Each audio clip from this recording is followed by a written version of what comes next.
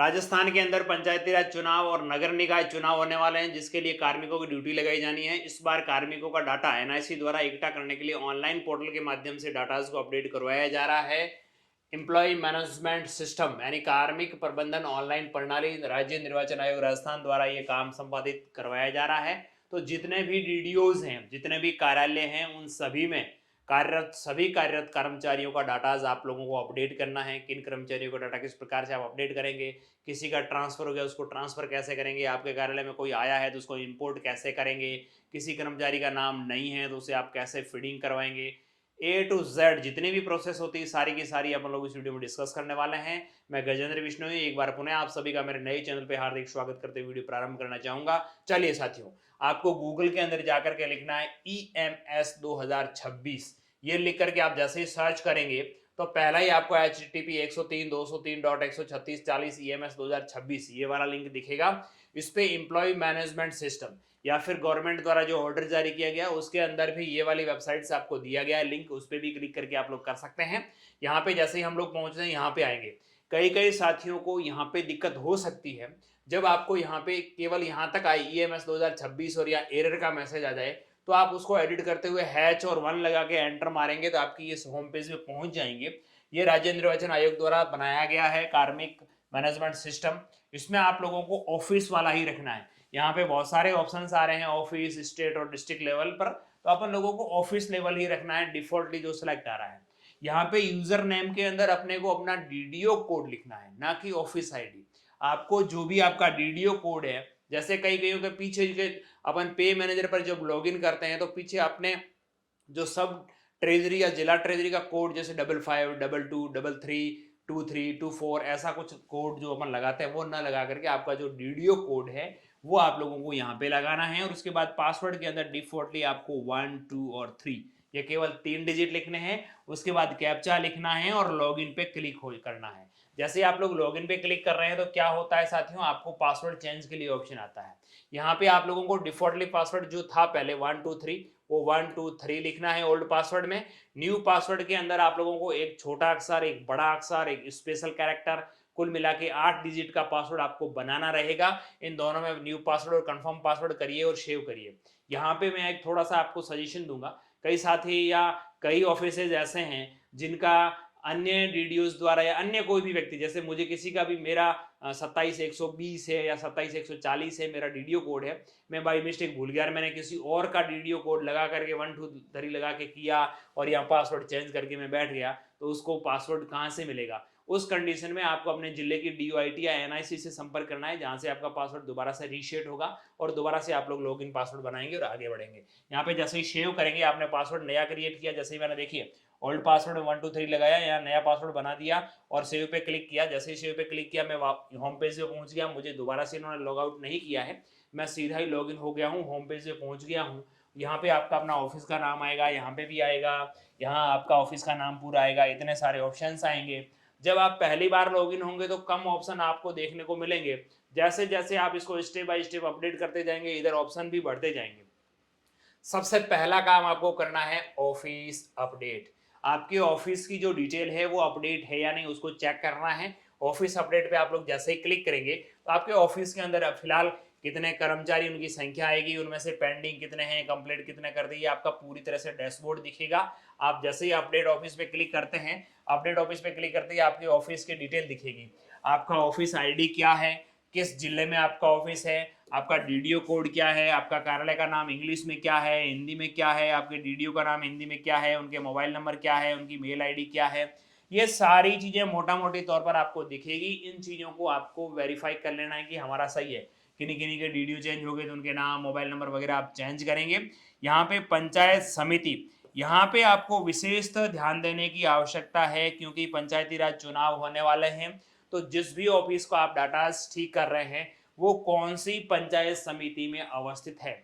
यहाँ पे आपको वर्तमान में आपकी जो पंचायत समिति जो रनिंग में चल रही है वो ना ध्यान रखते हुए आपकी जो न्यू पंचायत समिति है बनाने का नोटिफिकेशन जारी हो गया। 41 जिलों के अनुसार बहुत सारी पंचायत समिति नई बनाई गई है। जो नई पंचायत समिति बनी है उस पंचायत समिति का आपको नाम यहाँ पे सेलेक्ट करना है। नए ऑर्डर के अनुसार जो गवर्नमेंट द्वारा अभी जनवरी में ऑर्डर निकाले गए हैं पंचायत समितियों के गठन के संबंध में, जो आपकी नई पंचायत समिति फिलहाल बनी है वो पंचायत समिति आपको यहाँ पे सेलेक्ट करनी है। आप रूरल एरिया में है या ग्रामीण है या शहरी क्षेत्र में आपका ऑफिस है, इसे सबमिट पे क्लिक करेंगे। जैसे आप सबमिट पे क्लिक करेंगे आपका डाटा आज एक बार में सबमिटली हो जाएगा, अपडेट का आएगा, आप इसे अपडेट कर लीजिएगा। जैसे ही हम लोग इसे अपडेट करेंगे अपडेट सक्सेसफुली हो जाएगा। ये अपडेट होने के बाद आप इधर देखेंगे एक दो ऑप्शन और बढ़े हैं। एक अब आया स्कूल मैपिंग। यहाँ पे स्कूल मैपिंग ये शिक्षा विभाग की बात है। कई कई विभाग ऐसे होंगे जिनके अंडर अदर्स ऑफिस भी होंगे, उस डीडीओ के अंडर बहुत सारे ऑफिस हो सकते हैं। जैसे मैं बात करूं रेवेन्यू डिपार्टमेंट की, तो उनका पेमेंट हो सकता है तहसील स्तर पे मिलता है, तो उनके अलग अलग तरह के ऑफिस उनके अंडर में काम करते हैं। एसडीएम के अंदर भी बहुत सारे ऑफिस काम करते हैं तरह तरह के। तो जितने भी आपके डिपार्टमेंट्स हैं, जो ऑफिसेज हैं, वो ऑफिसेज या स्कूल्स जो आपके अंडर होगी वो आपको मैपिंग करनी होगी। अब आपको सेकंड ऑप्शन खुलेगा, वो आपको मैपिंग वाला खुलेगा। इस मैपिंग पे क्लिक करेंगे। जैसे ही मैंने मैपिंग पे क्लिक किया तो यहाँ पे our POs under schools, schools not mapped, schools mapped with another POs, तो आपको यहाँ आवर पीओ अंडर स्कूल्स इस पे क्लिक करना है। जिनके भी ऑफिसेज का आएगा तो यहाँ our offices in under your DDOs लिखा हुआ आएगा। यहाँ पे आप लोग जैसे ही क्लिक करेंगे तो आपके अंडर जितने भी ऑफिसेज हैं या जितने भी स्कूल्स हैं जो भी होंगे वो आपको यहाँ पे दिखेंगे। इसको आप एक्सेल में डाउनलोड कर सकते हैं, पीडीएफ में कर सकते हैं, प्रिंट कर सकते हैं। एक बार देख लीजिए कि आपके अंडर जितने ऑफिसेज मैप होने चाहिए वो सारे के सारे मैप है या नहीं। यदि कोई मैप होने से बच रहा है तो आप लोग मैप कर भी सकते हैं। जब आपको लग जाए कि हमारे सारे के सारे मैप्ड हैं, हमें नया मैप करने की जरूरत नहीं है, तो आप यहाँ पे मैपिंग लॉग पे क्लिक करेंगे। जैसे मेरे अंडर 8-9 स्कूलें होनी चाहिए थी वो सारी की सारी है, तो हम मैपिंग लॉग पे क्लिक करेंगे। जैसे ही मैपिंग लॉग पे क्लिक किया तो मैप्ड हो जाएगा। यदि आपकी मैपिंग लॉग नहीं है तो स्कूल्स नॉट मैप्ड, इसमें अंदर अगर वो आपका स्कूल्स या ऑफिसेस दिख रहे हैं तो आप यहाँ से उसको मैप भी कर सकते हैं। ठीक है साथियों, schools mapped with other PUs, आपके किसी अन्य के अंडर वो पीयूज है तो आप उसको वहां से अपने यहाँ पे ट्रांसफर कर सकते हैं इन दो ऑप्शनों के माध्यम से। आपके जितने भी स्कूल्स हैं या जितने भी ऑफिसेज हैं वो आपके मैप हो गए तो आप लॉक पे क्लिक करेंगे। जैसे ही मैं लॉक पे करूंगा कंफर्म मांगेगा, लॉक हो गया, lock office mapping locking successfully. अब आप देखेंगे ऑप्शन बढ़ गए। ये एम्प्लॉय वाले ऑप्शन पहले नहीं थे, अब ऑप्शन बढ़ते जा रहे हैं। जैसे जैसे हम लोग एक टास्क को कंप्लीट कर लें अगली टास्क खुल रही है।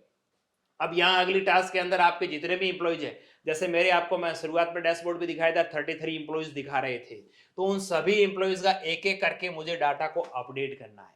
यदि मेरे कोई कर्मचारी नहीं है तो मैं उनको इन करूंगा, और कोई कर्मचारी यदि ट्रांसफर हो गया तो मैं उस कर्मचारी को आउट भी करूंगा, और उसके बाद फाइनली मेरा लॉक होगा।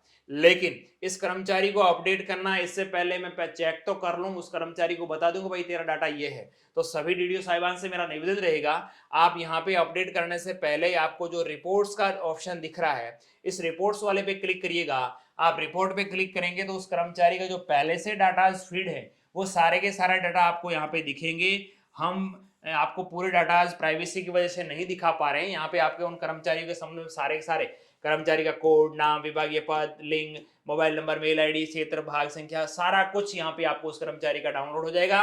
यहाँ से आप एक्सेल में भी डाउनलोड कर सकते हैं, प्रिंट भी कर सकते हैं, पीडीएफ के रूप में सेव भी कर सकते हैं। तो आपको यहाँ से प्रिंट कर लेना है एक बार। जैसे आप लोग प्रिंट भी जाएंगे, इसको लैंडस्केप या पोर्टलैंड जैसे भी आपको सहूलियत रहे उसे एक बार प्रिंट कर लीजिए और संबंधित कर्मचारी तक पहुंचा दीजिए, उसको दे दीजिए भाई तेरा ये डाटा है, इसे आप चेक कर लो एक बार ठीक है या नहीं। उस कर्मचारी को ये यदि गलत है तो उस पर घेरा लगा ले और उसके पास में ठीक तरह से लिख ले।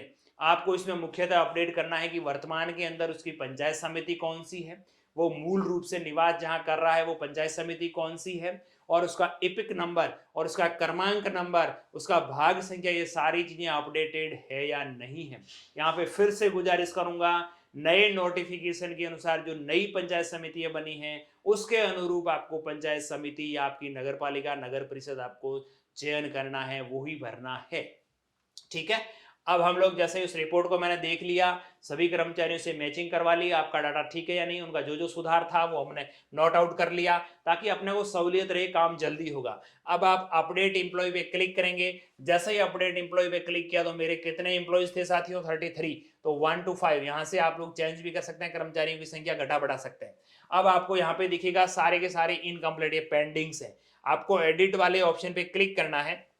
जैसे ही आप एडिट वाले ऑप्शन पे क्लिक करेंगे तो उस कर्मचारी का नाम और एम्प्लॉय आईडी यहाँ पे शो करेगी, उसका स्कूल का नाम या उसका ऑफिस का नाम यहाँ शो करेगा। उस कर्मचारी की सारी डिटेल, अधिकतर डिटेल्स आपको यहाँ पे भरी हुई मिलेगी। अब यहाँ पे आपको क्या देखना है, कार्मिक की स्थिति, कार्मिक की वर्तमान में स्थिति क्या है वो हम लोगों को यहाँ से देखनी है। अब यहाँ पे देखेंगे, देखिए कार्मिक जनरल रूप से आ रहा है, मेडिकल पर है, लीव पर है, फिजिकली हैंडीक्राफ्ट है, सस्पेंड है, टर्मिनेट है, रिटायर्ड है, या फिर उसका ट्रांसफर हो गया है, जो भी कंडीशन है यहाँ 8-10 तरह की कंडीशंस दिख रही है, वो वर्तमान में क्या कंडीशन है वो उसका देखना है, विकलांगता है या नहीं, गंभीर बीमारी है या नहीं, ये सारी चीजें आप एक बार देख लीजिएगा। उसका पद देख लीजिए, उसका जेंडर, उसका मोबाइल नंबर, मेल आईडी, सारी चीजें देख लें।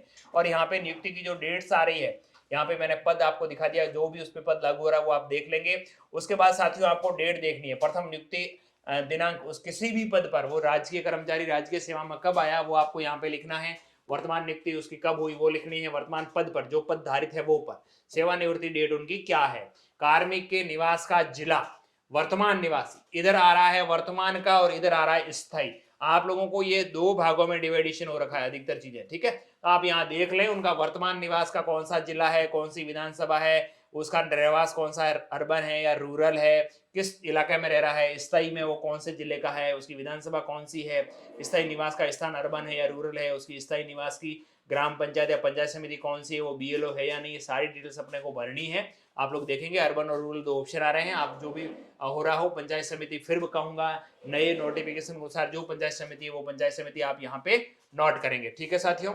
उसके बाद ये डाटाज आपने पूरा कंप्लीट कर लिया, बीएलओ है तो बीएलओ पे आप यहाँ पे करेंगे, कौन से भाग नंबर के हैं, होम गार्ड है या नहीं है, सारी चीजें आपको यहाँ पे देखना है। इपिक नंबर, ये इपिक नंबर उनका कौन सी विधानसभा का बना हुआ है, यहाँ पे कार्मिक का भाग संख्या, यहाँ बताऊंगा आपको क्रम संख्या और भाग संख्या, ये आपको करना है विधानसभा की जो उनकी मतदाता सूची है पहले की उसके अनुरूप, ना कि एसआईआर मतदाता सूची, ना कि पंचायती राज की जो अभी मतदाता सूची जारी है उसकी, जो उनकी मतदाता सूची विधानसभा की है, विधानसभा चुनाव की जो मतदाता सूची है उसमें कौन से क्रम संख्या पर उनका नाम है और कौन से भाग संख्या में उनका नाम है वो आप लोगों को यहाँ पे लिखना है। उनका इपिक है वो कौन सी विधानसभा का है। ये करने के बाद उनका बेसिक पे कितना है वो आपको यहाँ पे अपडेट करना है, ग्रेड पे, मूल वेतन, एल, उनकी बैंक डिटेल सारी ऑटोमेटिक आ जाएगी, आप यहाँ पे सबमिट करेंगे। अन्य किसी प्रकार कोई रिमार्क लिखना चाहे तो आप लोग लिख सकते हैं। जैसे सबमिट करेंगे सेव एम्प्लॉय मांगेगा, सक्सेसफुली हो जाएगा। इस तरह से एक एक कर्मचारी को आप लोग अपडेट करेंगे।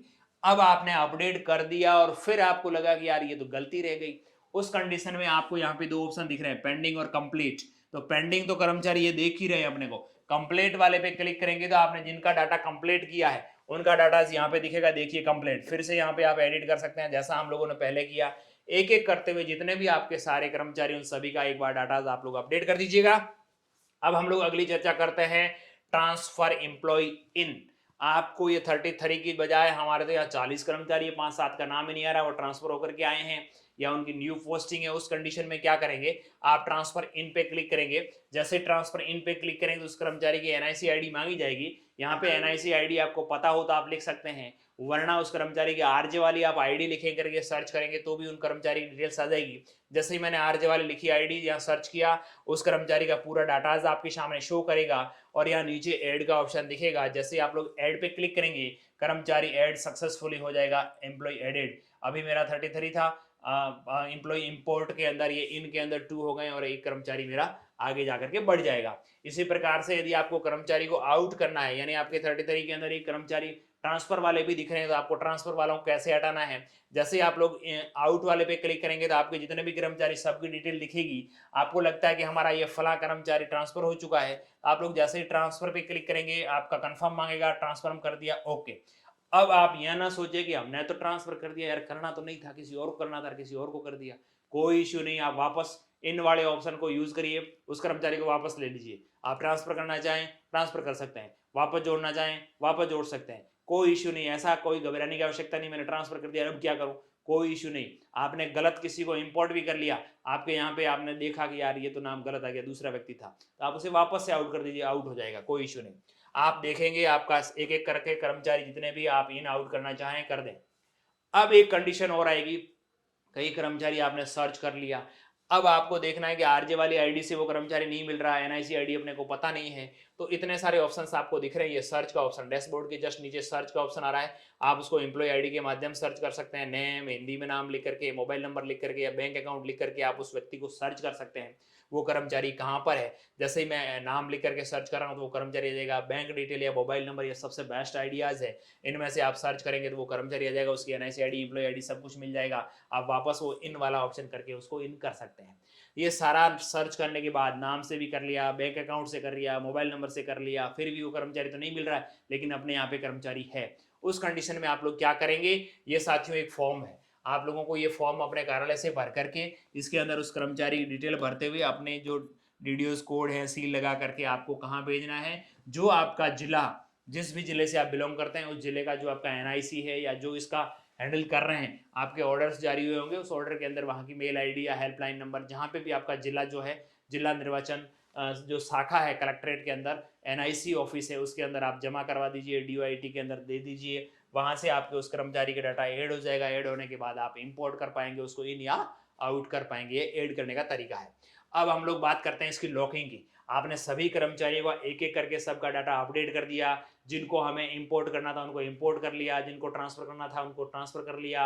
अपने अंडर जितने भी कार्यालय हैं उनके अंदर जितने भी कर्मचारी, यहाँ पे एक चीज ये भी बताना चाहूंगा, कई कर्मचारी ऐसे होंगे जिनकी वेतन व्यवस्था के तहत अन्य डीडीयू के अंदर आईडी है, उनसे मेरा निवेदन रहेगा, आपका जहाँ मूल पोस्ट है, जिस डीडीयू के अंदर आप कार्यरत हैं, जहां पर आपकी सर्विस बुक है, वहां पर आपको ये डाटा फीड करवाना रहेगा, वहां पे डाटा फीड करवाइए, ताकि भविष्य में आपकी जब भी डाक आएगी कोई पत्राचार के माध्यम से या जब आपकी चुनाव ड्यूटी आएगी तो वो ड्यूटी वहीं पर आए जहां आपका मूल पद स्थापन स्थल है, ताकि आपको इधर उधर के चक्कर ना पड़े, क्योंकि तामिल आपको हाथों हाथ करवानी होती है। आपका 100-200 किलोमीटर या 50 किलोमीटर दूर से आपका वेतन बन रहा है, तो आपको जहां पर आप पद स्थापित है, जिस पीओ के अंदर, जिस डीडीयू के अंदर आप पद स्थापित है, उस डीडीयू के माध्यम से आप लोग अपना डाटा फीड करवाइए और वहां से फीड करते हुए लॉगिंग करवाइए। जब आपके सारे कर्मचारियों का डाटा फीड हो जाए, अच्छी तरह से आप चेक कर लें, दोबारा से रिपोर्ट में जाकर के वही कर्मचारियों का डाटा लॉक करने से पहले आप लोग एक बार रिपोर्ट चेक करिए। रिपोर्ट के अंदर एक बार अपने जो भी कर्मचारी सबको दिखा लीजिए, वेरीफाई करवा लीजिए कि हमारा सबका डाटा एकदम ओके है, तब आप लॉक पे क्लिक करेंगे। जैसे हम लोग लॉक पे क्लिक करेंगे तो यहाँ पे आएगा, देखिए पेंडिंग 31 और कंप्लीट 1 हुआ है। जब मेरे सारे के सारे ये कंप्लीट हो जाएंगे, एक भी पेंडिंग नहीं रहेगा, तब लॉक होगा। जब आप डाटा लॉक कर देंगे, लॉक करने के बाद आप रिपोर्ट निकालेंगे। रिपोर्ट निकाल करके साथियों आपको वापस वही रिपोर्ट दिखेगी, आप इसे जैसा चाहें प्रिंट करिए, उसके नीचे ठप्पा लगाइए, अपने संबंधित सीबीओ कार्यालय या जो भी आपका उच्च अधिकारी है उसके बाद जमा करवाइए, वहां से वो समेकित होकर के जिला कार्यालय में जाएगी। इसके अंदर जो ऑर्डर्स जारी हो रहे हैं उसके अंदर ये स्पष्ट लिखा आ रहा है कि आपको अपने संबंधित जिला कार्यालय के अंदर आपको ये जो डाटा आपने अपडेट किया है इसकी रिपोर्ट आपको वहां पे जमा करवानी है। इस प्रकार से आपको ईएमएस पोर्टल पर प्रत्येक डीडीओ को यह कार्य संपादित करना है 13 फरवरी से पहले।